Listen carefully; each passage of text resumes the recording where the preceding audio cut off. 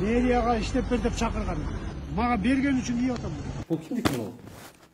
Танышкан эмессиз бул аудит менен? Кичине допрос кылганда эле сүйлөп атасыңар да. Жоқ, я знаю. Сиз билбейт экенсиз анда. Мен билем. Сиз толук укпайсызбы? Биз Айтып турсун. Биз толук кала башчы Айбек Юнушариевдин мекемесинде бөлмөсүндө турабыз.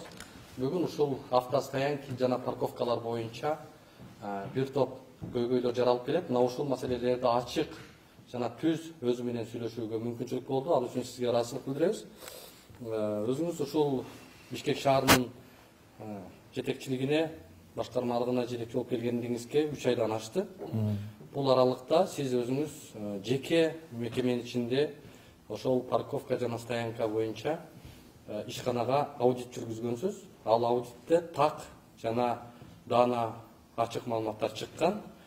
Ал аудитте сиз 18 парковка жана 14 стоянканын 4-өсүндө гана тиешелүү жооп бере турган документтер бар экендиги аныкталды.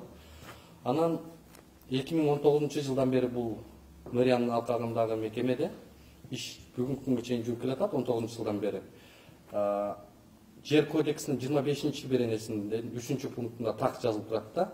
Ал жерде колуна тиешелүү документтерди так алмайынча, так кагаздары толукталмайынча иштетүүгө жана ага ээлик кылууга укугу жок деп жер кодексинде жазылып турат.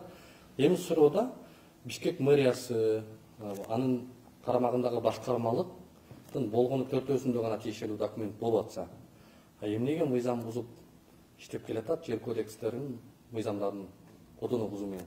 Кандай көрүнүш бар бизде 18. Бизде болгону мынакей 18 парковка бар экен, 18 парковканын 13 автостоянка бар да.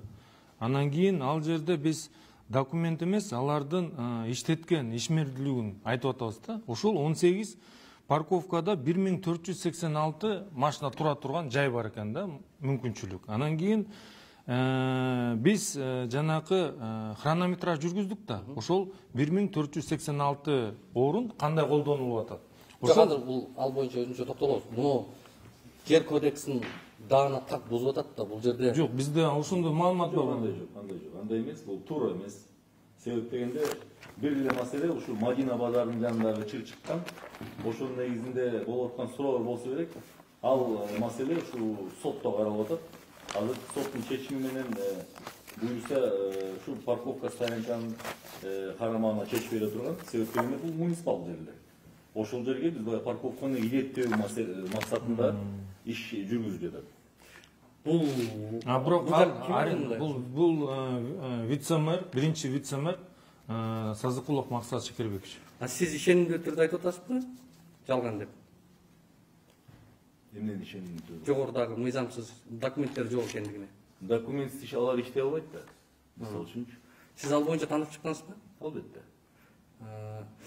Мен таң калдым да, сиздерден өзүңүздөр жетекчи болуп келбедиңизби? Ошондо өзүңүз аудит жүргүзбөдүңүз беле? Мына аудитиңизде так жазылып турат. Так жазылып турат. Ал жерде 4 гана документ бар. Азыркы 4 эле стоянкада документ, парковкада бар. Калганда бар расалды, бул аудит ушу августтун негизинде болчу. Сиз келгенден кийин август камтылды да, август-сентябрь баш камтылды. Ага чейин документтин баардыгы Жок, аудит мага чейин жүргүзүлгөн да. Мага чейин жүргүзүлгөн. Анан жыйынтыгы бирок менин учурумда чыкты беле? Ооба. Сиздин учуруңузда чыгып, сиз танышкан эмессиз бул аудит менен? Август айы. Азыркы күндө бир документтер бар, эми кийинки кадамдарды деле айтып кетсек, уруксат берсеңиз алып. Азыр эми экинчи суроо да, мына. Ушул жерден эле аудитте конкурсу жок жерди түз өзүңүздөрдүн башкармалыкка берип койдуңуздар да. Мэрия конкурс өткөзбөй эле түздөн түз коммерциялык багыттагы ишмердүүлүк жүргүзө турган Бишкек парковки и стоянки мекемесине жогорудагы 18 парковка, 14 стоянканы берип койдуңуздар. Негизи эле башка шаар тургундарынын укугу барбы?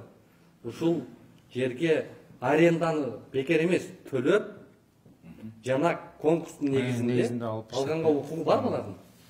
Эми биз ошого келип атабыз да, биз ошол көрүнүштү бүгүнкү күндө туура эмес деп, андан сырткары мындай дагы бар да. Азыр муниципалдык мекеменин акча чогултканы биз эле мындай эсептеп чыкканда 21 миллион деп атабызбы? 21 миллиондан ашык акча, мына 758 миң акча бизде выпадение болуп атат деп туруп, биз бүгүнкү күндө структураны карап атабыз. Ал жерде УЗР, управление земельных, УМИ, анан парковка, парки, да, кошуп атабыз да, булардын баарын кошуп туруп, анан кийин парковка боюнча конкурска жарыялап, конкурска жанакы ГЧП менен катышууга чакырып атабыз да мекемелерди. 18 парковканын, 14 стоянканын жашыл китеби же 13 стоянка. жашыл китеби, аудитиңизде 14 деп турат да. Жашыл китеби же договор арендасы барбы 18-inde тең? Бул мындай да, бул муниципалдык жер болгон соң, тиги муниципалдык мекеме. Бул биздин өзүбүздүн жерибиз деп койсок болот. Биз только жекече бирөөнө, мисалы үчүн сиз алам десеңиз, сизге конкурс негизинде берсек болот, бош жер болсо. А буларда биз коммерциялык түрдө иш алып баруу үчүн укуктуубуз. Эч кандай конкурс жок эле өзүбүздүн мекемебизге берип атабыз. Биз башка бирөөнө Оперативный управление берип атабыз. Эми сиздердин уставда четко көрсөтүп турат. Юридикалык мекеме менен физ лицо менен сиздердин коммерциялык багыттагы Бишкек стоянки парковкиңиздер укугу рыночный талаада бирдей. Аларга сиздер мында түздөн-түз анда кызмат абалынан пайдалануу коррупциялык багыт болуп калат го анда. Жок, биз учредитель мэрияда. Ошол да, учредитель мэрия өзүнүн мекемесин гана, конкурсу жок, муниципалдык мекемеде. Бул жер кодексине карайт да бул жер. Чынбы? Сиздер жер кодекси негизинде билесиздер да бул жерди? Жок, бул жерде мындай силер башка нукка буруп атасыңар да. Жок. Мындай да, бул муниципалдык мекеме болсо. Биз муниципалдык жерди муниципалдык мекемеге иштеткенге берип атабыз да. Агайсы Бул мыйзамсыз да, жер кодексин. Эмнеге мыйзамсыз? Жер кодексин одоно бузуп атпайбы? Кайсы эме беренесин? Жер кодексинде так көрсөтүлүп турат. Бул муниципалдык жер укугу бар да. Бишкек шаарынын тургундарынын укугу бар да. Сиз көргөзүп ошону Кайсы эмени бузуп атат да? да, ошону бузуп аткан жерин көргөзүп койсоңуз. Я знаю. Сиз билбейт экенсиз анда. Мен билем. Бул жерде маселе мындай болуп атат, Айбек мырза. Жер кодексинин 8-статьясында так көрсөтүлүп жазып атат мына жерде. Мэрия өзүнчө ишкана мекеме, бирок жер кодексинен же өкмөттүн токтомунан, Кыргыз өкмөттүн токтомунан ылайык иш алып барасыздар да. Жок, туура. Чечимди өзүңүздөр чыгарасыздар, бирок аларга каршы сиздер иш алып барбайсыздар да, чынбы? Эгер мыйзамсыз иш аракеттер көрсөтүлгөн болсо, баарын прокуратурага жөнөттүм. Мына менин учурумда жыйынтыгы чыгып мага берилген парковкаларды, эгер мен буну да көтөрөм эме аудиттерди, мен бүт баарын мыйзамсыз акча каражаттар колдонгон боюнча мен баарын прокуратура ГКНга жөнөттүк. Андан кийин мындай да, бул жерден мен айтарым, силер айтып атасыңар, азыр муниципалдык мекеме парковка башка мекемеде, башка мекеме эмес да, бул деген мэрия учредитель болгондон кийин. Учредитель бул деген мэрия өзү иш алып барган болуп атат да, бир гана ошол мекемени түзүп, ошол аркылуу бул ишти жүргүзүп атат деген сөзгө келип атабыз да, туурабы? Анан кийин мэрия берди ага. Алар иштетип атат. Ошо менен кошо биз 2-3 жылдык ишмердүүлүгүн көрүп, ушул муниципалдык мекеменин биз бир гана нерсени айтып атабыз. Ошол жака каралган акча каражатты ушул парковкадан алына турган акча каражат толугу менен чогулбай атат деген ойго келип атабыз да. Ошондуктан биз айтып атабыз, биз ошону айтып атабыз. Ошондуктан биз парковканы УМИге берип туруп эле как собственность. Биз уже ликвидация толук болобу? Бишкек иштетпейт. Ликвидациясы толук болот. Парковка болбойт. Вообще парковкадан жоюлат. Анан ошол парковкаларды уже биз эмеге беребиз, конкурска. Анан конкурска эми мыйзамга келет аскар. Бул мыйзамдагы так талап болгон нерсе. Мына ушул нерседен биз сизден ушул эле талап кылып атабыз. Анткени эми бунучу бир күндө чечилчү нерсе эмес да. Мен да келе калып эле, мен башынан айтпадымбы? Ал жерде иштеген биздин жарандарыбыз бар. Алардын дагы эмгек кодекске ылайык укуктарын коргош керекпиз. Бир күндө бир чечим менен чыгара албайбыз аны. Мына ушуга келдик. Азыр ушул чечимди чыгат. Андан сырткары биз коммерциялык багытта иш жүргүзбөйт алар. Жок. только биз эмени собственностьты беребиз да, туурабы? Биз өзүбүз беребиз дагы өзүбүздүн ошол требование коебуз. Управлять этим. Требование бизе канча акча каражат бизге чогултуп бериш керек. Эми суроо да. Анан да бир жолу кошуп кетейин, ал жерде бир норма бар. Азыр биз деген айтып атпайбызбы? Кайта баарын бөлүп жарбай, азыр ГЧП деген сөз бар, государственное частное партнерство деген негизинде Минэкономдо уже каралып, буйругу чыктыбы азыр? Качан? Каралып атышат. Могу жумада, 2 жумада чыгып калат го. Биз бердик аларга, уже кагаздарды берип, анан кийин тендерге жарыялайбыз. Через аукцион. Через аукцион беребиз да тендер, да, эми аукцион тендер. Мына жерде сиздерде аудитте айтып атат да, 2 миллионго жакын ущерб бар. 17 миллиондон ашык субсидия алыптыр. Ошол сиздер коммерциялык багытта бюджетке акча түшүрөт деген мекемеңиздер тескерисинче иштеп атат. Туура. Казынага одону зыян келтирип атат. Бул жерде мына аудитти сиз окуп чыккансыз да. Ошол дагы мыйзамсыз маселелер боюнча келдик да сизге. Анан мына эме боюнча кече жакында сиз дайындадыңыз ошол жетекчини. Бишкек парковки стоянкинин директорун. Ошол директор келгенден кийин митингге чыгышты, кече көрдүңүз. 5000 сомдон талап кылып атат деп. Андан сырткары мурда митингге чыгышты, 2 жылдан бери биз айлык ала элекпиз депчи. Анан 2 жылдан бери бизге айлык бербей атасыңар деп парковщиктер митинг кылды. Мен 2 жыл зарплата албаган мен маалыматым жок экен, бир гана жанагы акча чогултуп атат деген маалымат келди. Бизге канча күн болду? 2 күн болду. 2-3 күндө толук аягына чыгылайын. Ошол жерде 2 жылдан бери айлык ала элек экен да парковщиктер. 2 жыл ойлоп көрсөң, 2 жыл айлык албаган киши аны унчукпай отура берет. Ошо митингге чыгышканда, анан ошол жерден азыр толук берип алайын. 187 парковщик, 42 стоянщик бар экен Бишкекте, ошо сиздердин карамактагы мекеменин карамагында. Ошолордуку болжолду 127 кишинин 2 жылдык зарплатасы 60 миллион тегерегинде каражат болот экен да. Аны ким айтты сизге? Анткени улуттук статкомдун Сага эметпеңиз, ал сиз аудитте турат. Аудитте 87 киши. Юридикалык документтерди жакшы билет экенсиз мындай. Ал жерчи сиз до конца түшүнсөңүз болмок да. До конца түшүнүп келдим ошо. Мен сизге түшүндүрөм. Сиз толук укпайсызбы? Биз айтып турсун. 87 киши мына жерде парковщик бар деп сиздердин өзүңүздөрдүн сиз окуп чыккан аудитте жазып атат. 87 киши парковщик бар деди. Плюс 14 стоянканын 3төн сме менен мыйзам боюнча. Bir gün иштеп 2 күн бош болуш керек, суткада иштеген. Стоянкада 24 саат бою иштейт. Ошондо 3төн болгондо 42 киши болот. 42ге 85ти кошкондо 127 киши болот. 127 кишинин 2 жылдык зарплатасы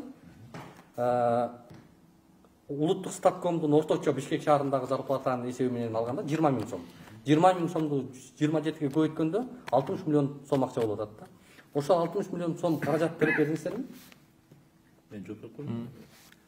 Так, сиз жана нормативтерин жакшыраак окуп алсаңыз болот экен. Парковщиктер алар акча албайт. Бүгүн бекер бул жак парковка. Суббота воскресенье өзү бербегиле деген чекти.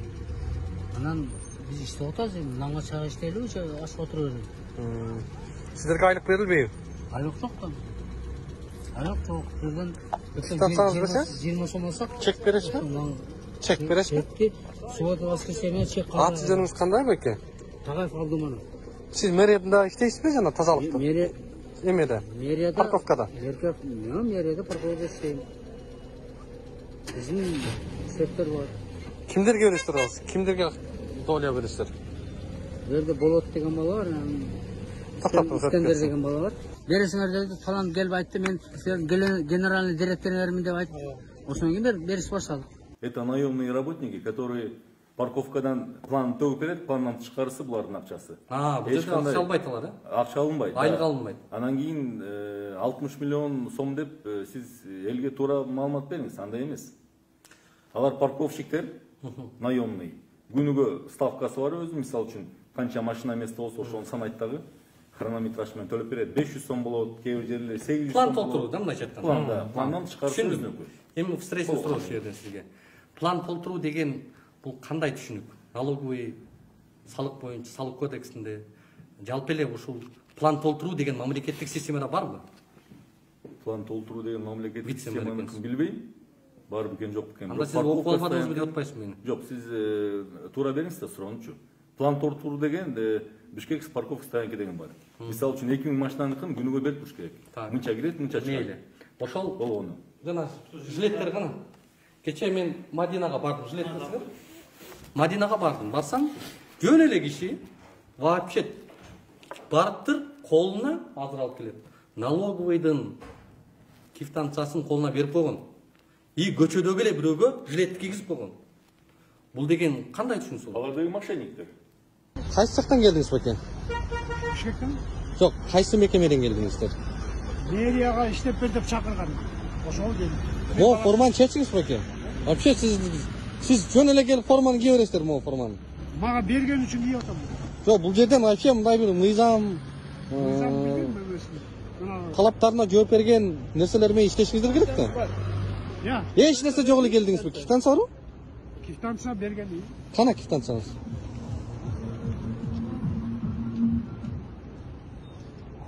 Квитанцияңыз каякта экен? Берди. Өтөптөн берди.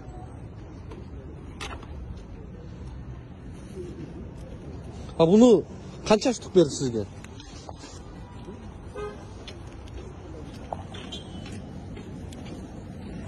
Сегиз. Бул бүтүн болуш керек эле го. Кандай берсе ошондой берип атамыз.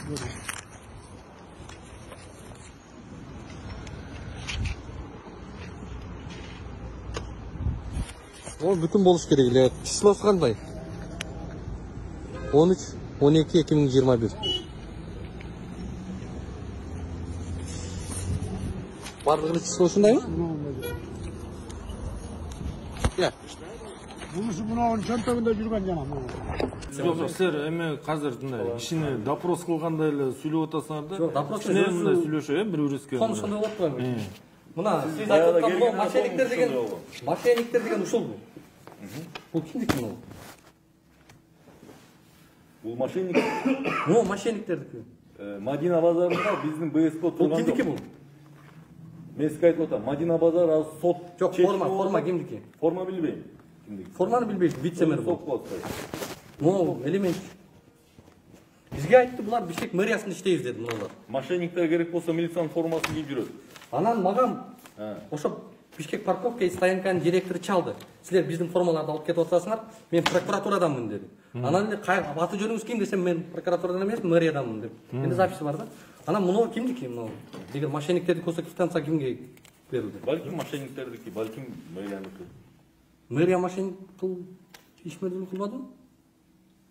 Кимдики бул? Хорошо, мы разберемся да. Так, мына ушундай болуп атпайбы, Айбек мырза? Ушундай биз А сизден бул кимден алып атасыңар? мен ошо көчөдөгү эле Ошолор жана бергендер. анан форманы чеч дедим, сен бер муну мэрге алып барып берели биз. Силер мошенник экенсиңер. Дедик, алар мэриянын немесин кийип Мен алып. сураныш кылат элем, ошонун сүрөттөрү да барбы? Видеосу бар, Сүрөттөр менен эмеге видеосу бар. биз тиешелүү укук коргоо органдарга да жиберелик да. Анан эми кассовый аппарат деген налоговый салык кодексинин 109-беренесинде коммерциялык жана кызмат көрсөтүү акылары строго кассовый аппарат менен ККМ менен иштеши керек дейт да. Налоговый нормада ушундай кодексте. Эмнеге сиздер ал 87 киши плюс жана 42 стоянщик, жалпы 127 киши мыйзамсыз алар трудовой кодексти бузуп атат. Трудовой кодекстин негизинде иштебей атат. Ошон үчүн сиздердин астыңыздарга митинг чыгып атат, 2 жылдан бери айлыкты бергиле депчи. Эми аларды неге тартипке Жок, салбайт? мен мындай да, мен бир нерсени түшүнбөй атам да, мына 2,5 жыл деп атасың, 2,5 жыл эме зарплата албай иштеген киши учукпай жүрсө кандай түшүнсө болот? Сиздин аудитчу айтып атат. Жок, 2,5 жыл кантип киши жүрө алат зарплата албай? Митингге чыкпадыбы? Ошону сурадыңызбы, сиз териштирдиңизби? Жок, ошону мен сураганда силерден Митингге чыкканда сураган жоксуз. Мен 2,5 жыл зарплата албаганын мен билбейт экенмин. Митингге чыкканды көрдүңүздөрбү ошо жерде? Дагы түшүндүрүп берип кетейин, дагы бир ал кишилер зарплата албайт. Алар келишим түрдө деп түшүндүрбөдүм жаңы эле. Сиз бул маселеге кайра кайрылып атасыз. Жок. Мамлекеттик мекемеде келишим деген болбойт да, план толтуруу деген система жок экенин айтып атпайсызбы сиз өзүңүз? Эмнеге жок? Барбы? Мамлекеттик кызматкер план толтуруу менен иштейт. Муниципалдык мамлекет. Бул эми хозяйственный иш да. Парковка стоянки, мынакей 1,5 местасы бар экен, ошого план толтурат да. Аларга айлык, алар кантип айлык алат аны? Мына квитанцияны налоговыйда отчет учет бар да, мына. Айбек мырза, могу жерде налоговыйда отчет учет бар. Бул жарым болбош керек, бул узун болуш керек, бирөө болуш керек. Жарымын бөлүп айдоо чыга берет. Жарымы азыр алдан ачып келет. териш керек биз алдагы эме законну жана мыйзамсыз бирөө окшоштуруп жазып алгам. Азыр эми жаңы заманбап техникалар бар, ар кайсынын баарын чыгарып алат да. Мага Бишкек парковка и стоянки деген мекеме чалды. Тура дейби? Биздин жилеттерди анан квитанцияларды алып Отчет настет, значит, mo печать жарымы үзүлсө, значит, буягы уландысы бар да. Уландысы бул налоговыйга кетет, жарымы отчетко калат. Демек, буну да бузуп атат. Жок, азырге ошо айырып туруп берди да жарым. Жок, болгон нерсесин алып берет. Адамдарга антип берип атат, мынтип эле колдорун кармап. Демек, булар бир чекти 50 сомго сатып атат. Даяр көрүнүппү. Баарын ошондой болот. Даярдап койгон. Бир чекти 2 адамга берип атат. Мошенник меселе мэриянын эле мекемеси, мошенник эмес, кантип эле мошенник болот. Бул көрсөтүлгөн жагдайлар боюнча давайте бүгүнкүдөн калтырбай эме киргизгиле кагазды. Жарайт. Служебный записканы киргизгиле да эме мо аудитти көтөргүлө каяка кеткен каралды эле укук коргоо органдарга жиберилгени боюнча. Нумерация ошолорду бизге калтырып берсе, ошонун баарын азыр карап чыкканда бир эмесин калтырып койгулан да, бир эмесин. Бири калтырып туруп, изилдеп чыгып туруп, анан кийин тиешелүү жемени жыйынтыгы боюнча бергиле мага. Айбек мырза, бул жерде маселе болуп атат. Биз сизден үмүтүбүз чоң. Шаарга жаңы өзгөртүүлөрдү, шаарга бардык мыйзам нормаларына ылайыктап иш алып барат деген мүмкүнчүлүктөрдү өтүнүп сизден үмүт кылып атабыз. Анан эгер мени калп десеңиздер, чогуу чыгып келели экөөбүз. Мен даярмын. Мен сизге кайсы жерде мыйзамсыз парковкалар турат? Документи жок. Жана сизге 18 парковка. Жетишесизби жана, Давайте как раз эмеге бараткан жерде. Ош базарда эле турат. Ош базардан жакыныраак. Анан тиги Мадинада дагы мыйзамсыз турат жерлер. Ошол жерлерди өзүңүз эми контролдоп, иштебеген вице-мэрлерди камчылап жакшыраак, катуураак талап кылышыңыз керек. Мен мына сер аркылуу